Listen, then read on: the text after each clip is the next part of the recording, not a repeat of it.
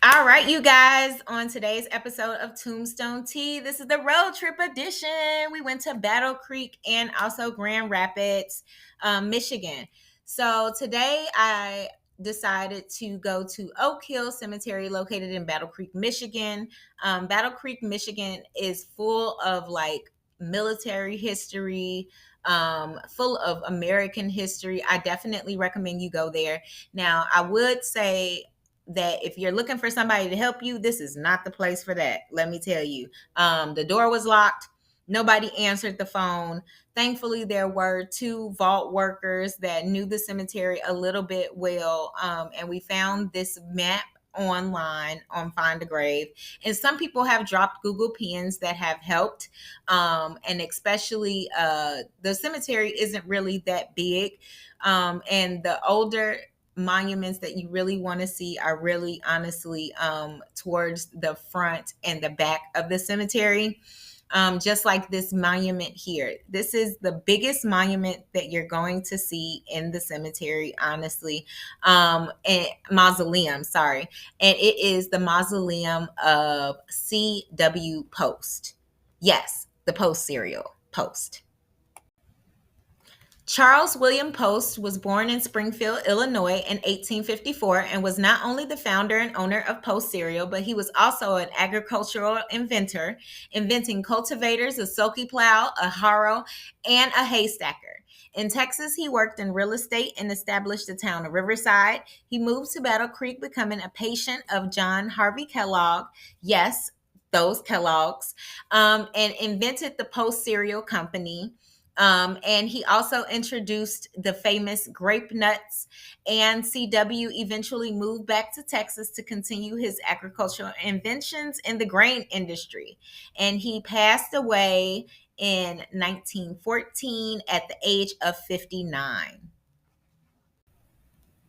All right. So while we're going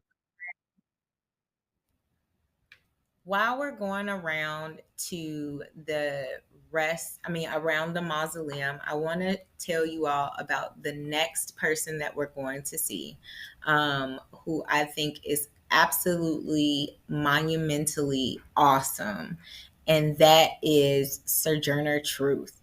Yes, I know you're like Battle Creek, Michigan, Sojourner Truth. Yes, she actually moved to Battle Creek in her later years, and lived with her family. And she's actually buried here in the cemetery with her daughter, with a couple of her daughters, and also her grandchildren.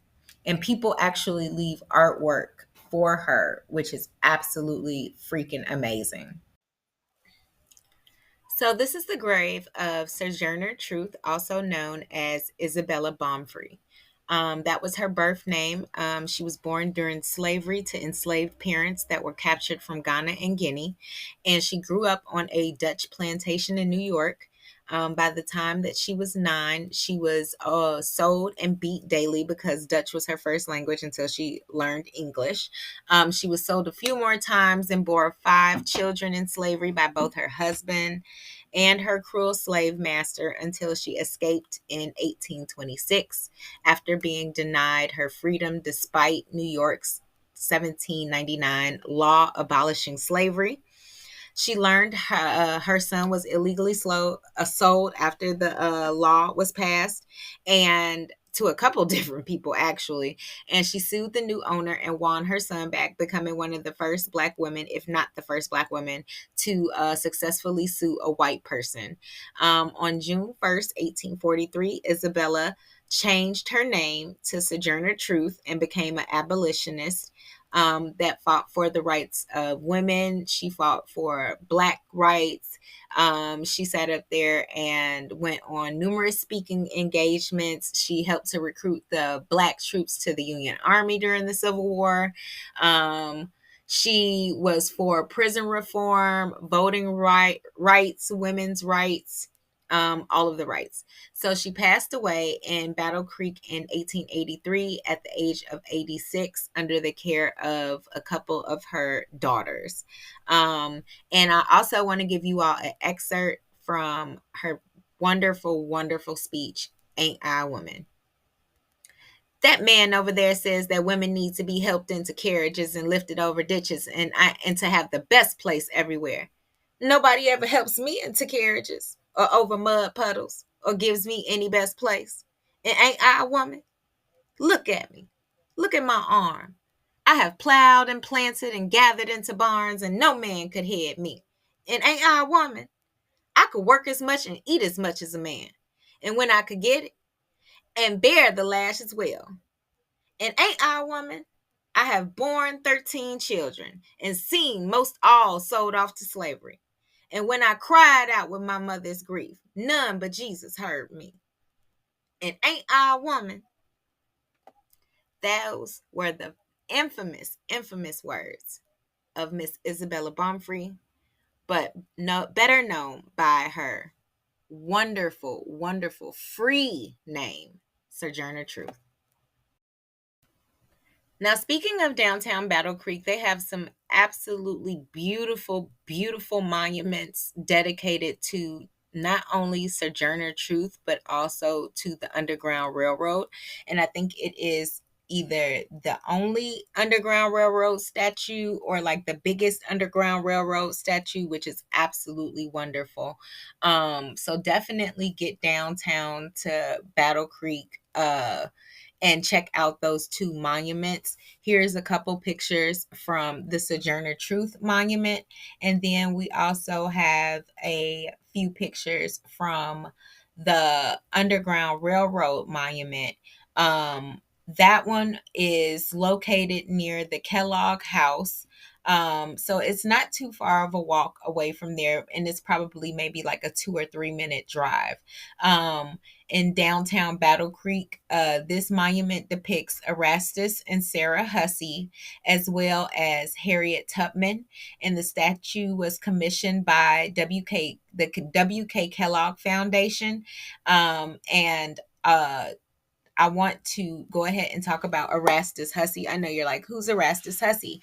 That is the last grave that we're actually visiting in Oak Hill today. So Erastus Hussey was born in 1800 in New York, and he grew up on a farm. And after becoming a school teacher, he migrated west to eventually Detroit, and then he bought land in Plymouth, Michigan. He got married, moved to Battle Creek.